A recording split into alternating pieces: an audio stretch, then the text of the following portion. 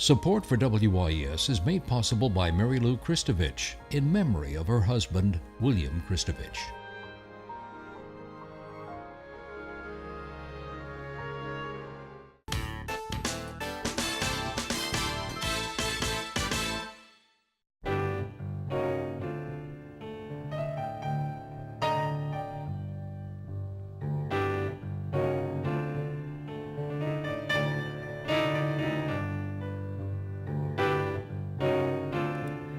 Good evening, I'm Peggy Laborde, and welcome to Steppin Out, spotlighting the New Orleans area's arts and entertainment scene. Seated at our table tonight, Poppy Tooker, host of the multi-award-winning radio program, Louisiana Eats, airing weekly on WWNO radio. We'll get to that in a moment. Okay. Susan Larson, host of the radio program, The Reading Life, also airing twice weekly on WWNO. Good to see you again. Hi, Peg. As always. And Steppin Out theater critic, Alan Smason of theatercriticism.com. And of course, you know, we're so glad that you're here because you cover so many things. And by the way, longtime New Orleans born, of course, rapper Mannie Fresh and DJ was supposed to be with us tonight, but his flight got delayed, but he'll visit with us real soon. First up, Poppy. So tell us about those awards. Oh, goodness. Well, it was quite a surprise. Louisiana Eats won 2 National Food Media Awards this week, both Taste Awards. We won for Best City or Regional Program, and then we won Best Show in the Food and Beverage category nationally. So I guess we're doing a little good work here in New Orleans. Absolutely. So I'm so glad we're wearing rose because we're color coordinated in the right way, because what I want to tell you about is an amazing new place, Jack Rose. Now, Jack Rose is where the Caribbean Room used to be. And I had a chance to sit down this week with Emery Whalen and Brian Landry. They were both previously with Besh's organization. And most recently, they had been in charge of the newly formed 2 years ago hotel division. And so they've been split between the Pontchartrain and the Thompson House in Nashville.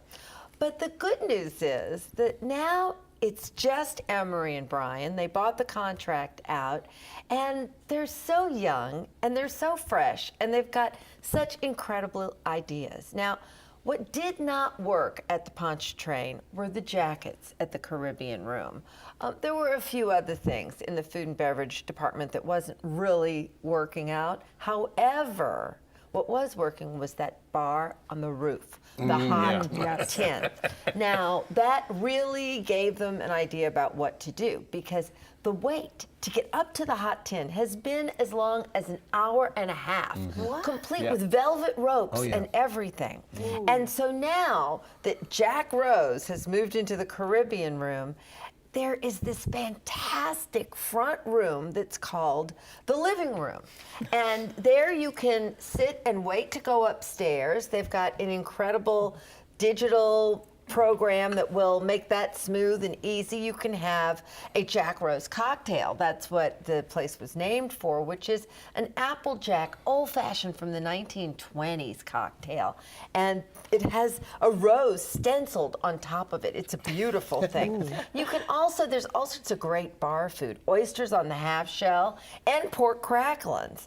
And oh, by the way, if you eat in the dining room at Jack Rose, there's no wait for the hot tin. And I strongly advise everybody to go eat in the dining room, because the food, it's all stuff you've always wanted, just the way you wanted it. There's a chicken parmesan that is just really special. There's a flounder that's on the menu. There's veal ribs, which are just delicious. But I gotta tell you, I really love steak tartare. And it is a dream come true to have their steak tartare with hot onion buns, fresh from Aaron Swanson in the kitchen. They've got popcorn sweetbreads. I love those sweetbreads. Crawfish bread, how interesting. If you don't get it at Jazz Fest, go to Jack Rose. Rose. They have pompano on papio, which is a dish we don't see much anymore. Yeah. They have roast duck and panade veal.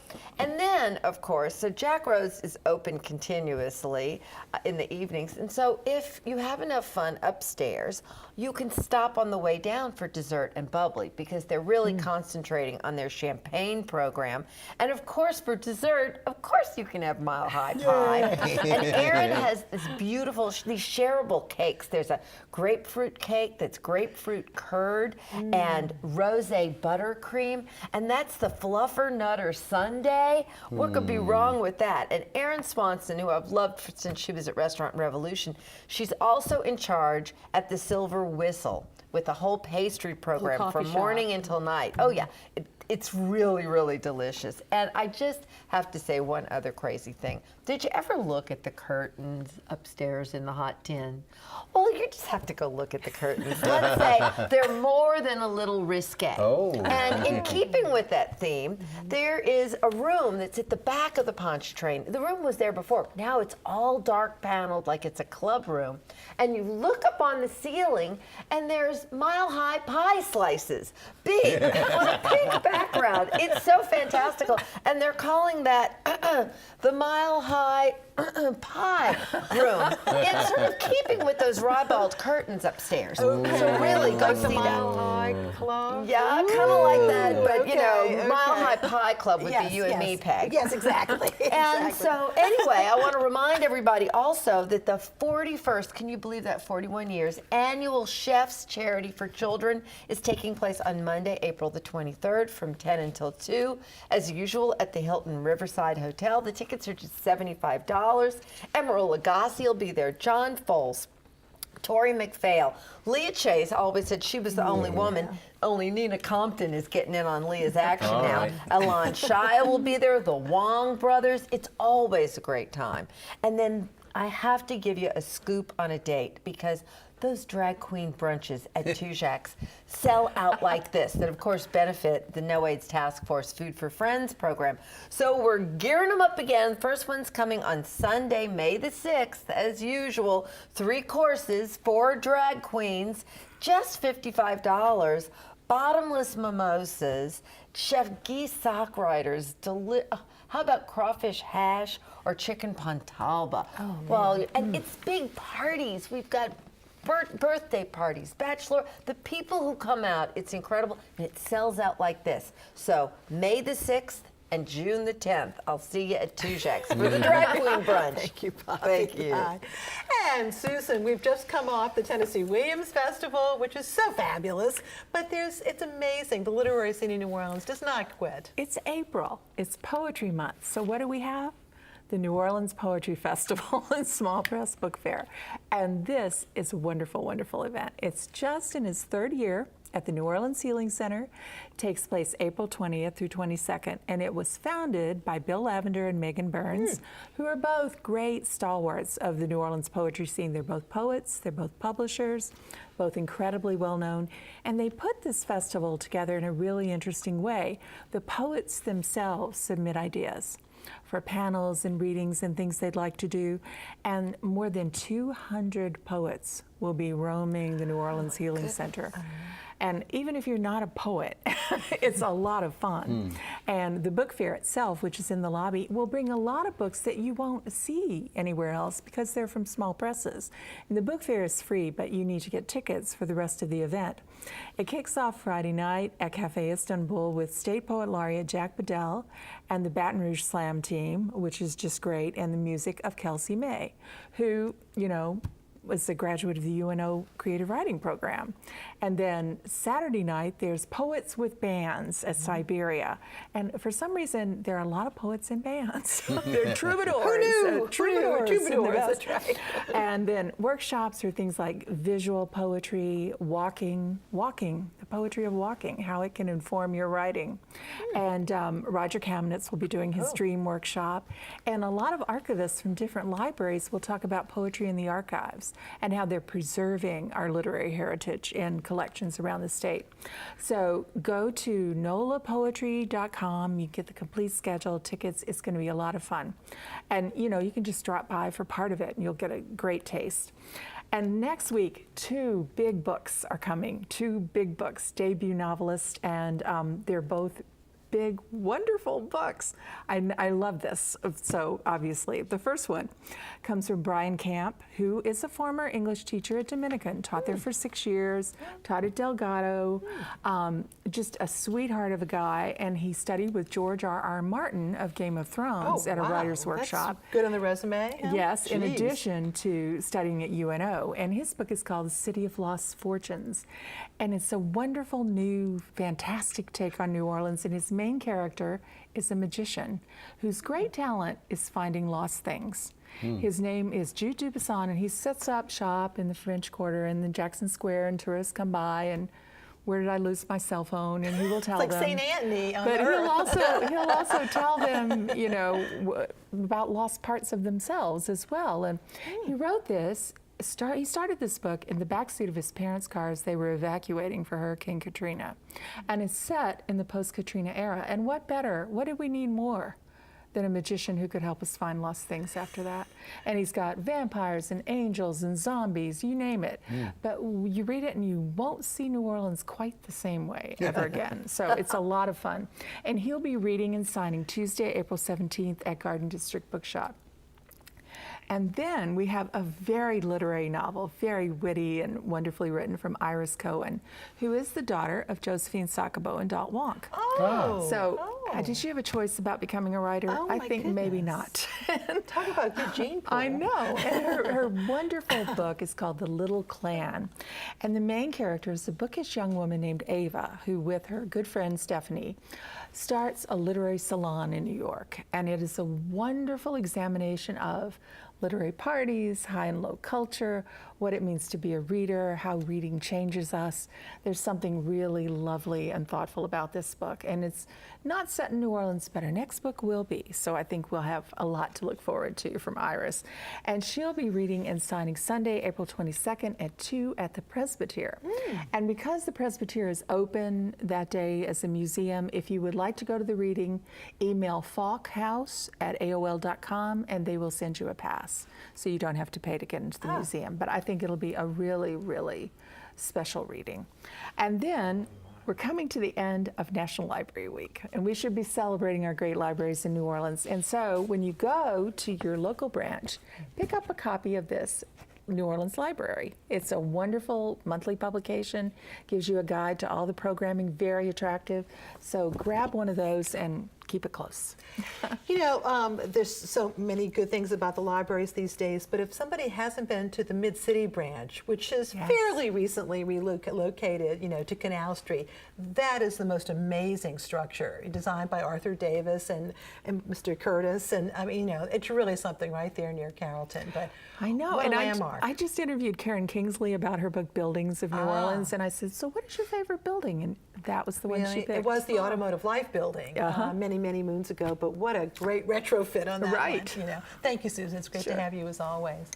And New Orleans Magazine quiz queen Julia Street has a question for us. Last time, Nicholas Joseph Messina gave us the first names as well as the family name of the 2 Canadian-born explorer brothers, Iberville and Bienville. The answers are Pierre Lemoyne, Sieur d'Iberville, and Jean-Baptiste Lemoyne, Sieur de Bienville, the founder of our city. Now tonight's question. Established in 1714, this north-central Louisiana town is older than New Orleans. Name the town and the body of water that is located on. Email your answers to steppinout@wyes.org. Our prize is a year's subscription to Louisiana Life magazine. A dish towel with the message, love is soft shell crab. I know a lot of people who definitely agree with that.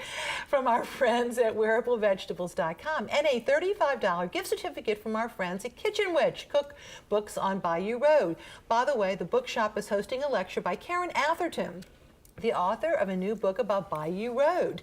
It's next Wednesday night. You can go to wyes.org for our online calendar to see our lineup of events, including the 6th annual Giant Puppet Festival. That's next week. Also, Swing at the Mint fundraiser for next Thursday night at the New Orleans Jazz Museum, and New Orleans' Voices of Congo Square. That's next Friday night at the Orpheum.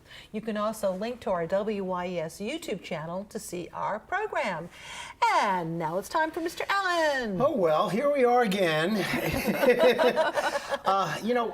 We're getting into that time of season right before Jazz Fest where a lot of people are starting to put out their productions and trying to get them out and done before Jazz Fest, because there's 2 seasons in New Orleans. There's a season before and after Mardi Gras and before and after Jazz Fest. So last night I got a chance to see a production of the Jefferson Performing Arts Society at the Jefferson Performing Arts Center of their new production, which we'll talk about in a second. Now, a few weeks ago I talked about how wonderful The Hunchback of Notre Dame was, and I hailed it really as their finest production to date. Last night, in order to be able to review the show for today, I basically had to go to the final dress rehearsal. So I have to say what I'm saying with a little bit of forethought and noting the fact that it really was not a reviewable night. But I would say that, the premiere of this Mark Shaman and Scott Whitman musical, Catch Me If You Can, that's based, of course, on the Steven Spielberg film that starred Leonardo DiCaprio, was a musical that I really wanted to like a lot more than I ended up liking it. So I was very informed about the music, though, and the songs, although I had not really been exposed to the book. Now, the book is written by Terrence McNally. He did take several liberties with the film, so if you're accustomed to the film and want to exactly see that film on a musical stage, you're not going to be too happy with it. The story's essentially, though, told as an imaginative TV show from the mind of Frank Abagnale Jr. Of course, he's the con artist who's always just one step ahead of the FBI. First of all, the director, Michelle Taylor, seemed content with several of the singing roles that were really not as top-notch as I would have liked. The leads, though, of Frank Abagnale Jr., played by Anthony Harvey, and FBI agent Carl Hanratty, played by Jimmy Murphy, were all very good, though.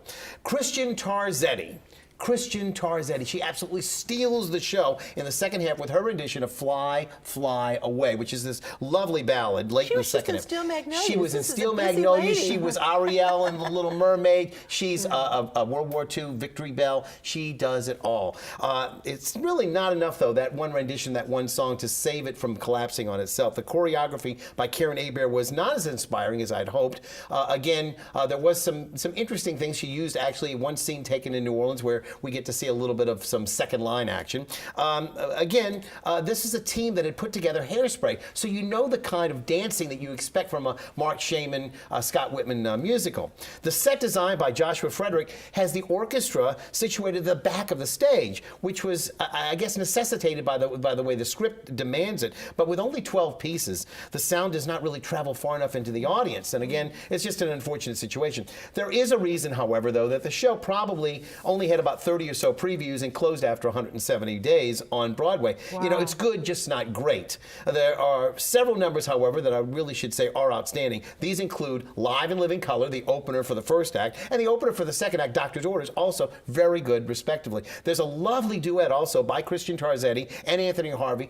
Christian plays Brenda Strong, and Anthony Harvey plays Dr. Collins, one of his many fake personalities. And they do a really lovely job in that one as well. I'll give you a shout out also to Shelby Clemens for the makeup and the costume designs, and the hair and makeup was by Lauren Hart. So again, always a good job by Dennis. I think it was a great job conducting. Donna Clavijo did a good job on the musical direction, but again, she was working with what she was given, and again, I think it was just not as good a score as Hairspray. Catch Me If You Can, however, runs not only this weekend, but next weekend, and it is something that you want to consider. I would recommend it, but again, not as high as Hairspray. Now, this brings to mind, however, an earlier triumph by Dennis Asaf and JPAS. Back in 2009, they put on, in collaboration with Glyn Bailey, a musical called Scandalous, based on the life of D.H. Lawrence. The stars of that show are coming back. Bart Chateau returns in a special concert this coming Thursday titled Back to Broadway. Not only will Chateau be singing, but his co-star, Jennifer Delatte, will also return to sing duets with him. And if that weren't enough, Glyn Bailey will return to play piano and also sing a song or two as well, as I'm informed. Chateau, of course, started starred on Broadway in Les Miserables. He has an amazing voice. And again, also Delat, she's blessed with a lovely instrument, as lovely as her lovely countenance. And don't miss this one. Again, that's going to be at the Scandia Jazz Church. You know, that used to be the Scandinavian Siemens Church. So they've turned it into a little bit of a performance hall now from time to time. Back to Broadway, one night only, Thursday, the 19th of April. And now, fresh from her success in film, the Black Panther star Danae Gurira. Now again, that's Wakanda, isn't that what it is? Wakanda. She plays like the military charge of the forces that are in Wakanda. Anyway, her work Eclipse, that played on Broadway, is going to have its regional premiere here as part of the Southern Rep offering for the season. Eclipse plays on the weekend starting April the 18th, and so I want to let you know this is going to be directed by Malika Oyetamain, and again a complete cast of all Black African-American women, if you will, and it was the first time that I had a creative team of African-American women on Broadway like that. So it's an important show for many reasons.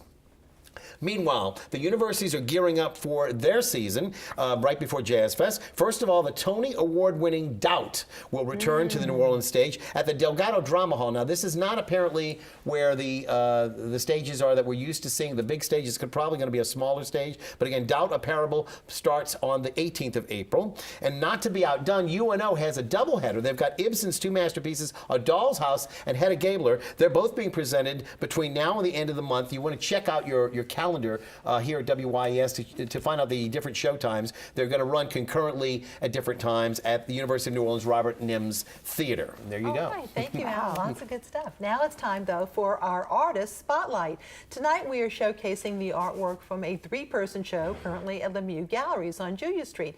Here is Spinning Out of Control by Carolyn Zacharias McAdams. And we've also got An Explosion of Peace by Kate Samworth.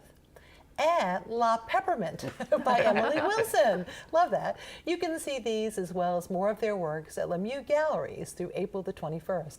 Visit the gallery's website for details. Now to our picks. Poppy. Well, I just got a news flash that there is a late addition to the Chef's Charity for Children. The Saints player, Zach Streif, will be joining them for you Saints fans. Aww. And don't forget, when you go to the French Quarter Festival this weekend, you can eat Fitnola there. There's lots to eat and be healthy while you're having a good time. You know what I think is so dear is that there are quite a few Saints players or former Saints players who have their own foundations, and he's one of them. Yeah. Very sweet. Yeah, it'll Susan. be great. Oh, join me and City Librarian Charles Brown for Edible Book Day at the New Orleans Museum of Art from 10 to 3, Saturday, April 21st.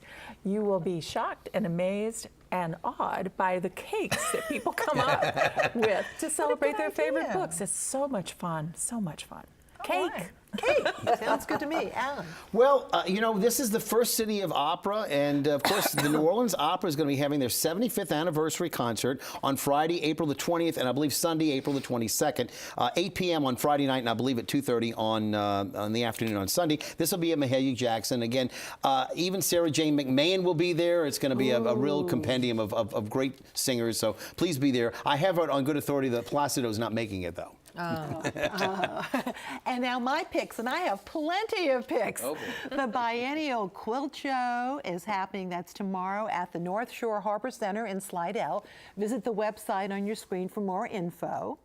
A large-scale choral adaptation of Anne Frank's diary called Annalise will be performed by the Symphony Chorus of New Orleans during the French Quarter Festival this Sunday. It will take place at St. Mary's Catholic Church, also known as St. Mary's Italian, right there on Charter Street. There will be a jazz church service fundraiser held for local vocalist Lillian Boutte, who sadly is suffering with dementia. And that's on Sunday morning at the Scandia Jazz Church, once again, on Britannia Street. Lots of fine New Orleans jazz musicians, by the way, will be performing at that event. And donations, of course, are very much welcome. Looking ahead, WYES presents Studio 12, recreating Studio 54 nightclub. That's next Friday night. The Funky Monkeys and Mannie Fresh will serve as musical guests for the evening. Go to WYES.org for tickets. And we've got the patron party, the gala itself, or the late night party with with Mr. Fresh. Details, but no black tie fundraiser benefiting City Park is happening also Saturday a week from 4 to 8 p.m. And that will be at the Equest Farm in City Park. Visit tailsbutnoblacktie.com for details. Also Saturday a week is a court-appointed special advocates in Jefferson CASA organization, I Am for the Child Music Festival. And it's a music-filled family event free and at Lafreniere Park in Metairie.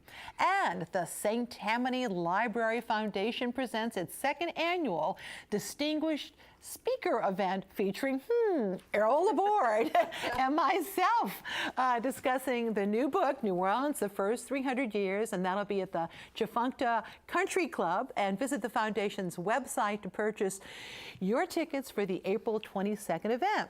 And speaking of that particular book, Susan Larson has a chapter on that book. In that book, now in its second printing, we should say, on the literary scene of New Orleans, which continues to grow. Susan, you never lose topics. Never. You know, how long have you been doing your weekly radio show now, too? Oh, 8 years. We're into year 8. Shockingly. Shockingly. And we've got Poppy with hers. And how long? 8 years, 8 Yeah. plus, You gotta because I get was a yourself little radio ahead of you. show now. Right. Well, I used to be in radio. You used to. You know, Peggy, we should really thank all of our fans in Hammond, Louisiana, who, because of National Book Week, last night showed out in force at the Hammond Library. We had a great event, and they love us in Hammond. So, hi, y'all. We love you, too. We love them back. Well, you know, some folks may not realize that we are seen in Hammond, the lower part of the state of Louisiana, and also in cable on the Gulf Coast. Yes, so I don't think indeed. people realize that Morgan City, yes, that too. But I'm very glad to hear that. Anyway, you were at SMB. Okay, speaking of radio. Well, I was originally started at WT Well, then I went to WSMB. I was at WWL, worked with Hap Claudy. And so, you know, I've had a lot of experience, and then a lot of other smaller stations, et cetera, in between. And, you know, WYAT, though, people will remember me as Baby Stoppa, the afternoon drive. So, yeah, there was Papa Stoppa, and then a certain radio station owner went by the name of Sonny Stoppa. We won't know who that was. And then I was Baby Stoppa. True confession time, I was on the Nut and Jeff show. Yeah. On WSMP Radio. I used to do traffic. In the MB building, Yep. now the Ritz-Carlton. But there actually was a room for a studio audience. Yes, absolutely. And I got to say, a little bit of sad news, you reminded me. This past March 30th, Richard Fay, a radio personality from WSMB, known as Richard Celentano was his real name, he passed away. And he was like one of the last of the old line WSMB, people, personalities. Richard, of course, did all the beautiful work for the Montalbano Agency, Fight the Uglies, and he also was the person who recorded Oscar Eisentraut, the Mr. Bingle of fame, and he did all those shows that we used to watch as kids in the window at Canal Street. So Richard was multifaceted. He did so many different pool and patio center, all those different commercials that we used to see growing up, and also Hungry Ground Patio. Thank you, Alan. What a wealth of info. And then just one final thing on your award-winning shows, and that is that they're also can be heard statewide. Oh, yeah, you can hear. Oh, well, I'm on all of the NPR affiliates in the state, but everybody can podcast too. All right. We got a podcast coming Plug, next plug, week, plug. complete with a video. And go back to old shows, they're archived for you too. WWNO.org. All right. All Well, right. thank you all. I love having a moment to look back and also to the future. And thank you all so very much for watching. Good night.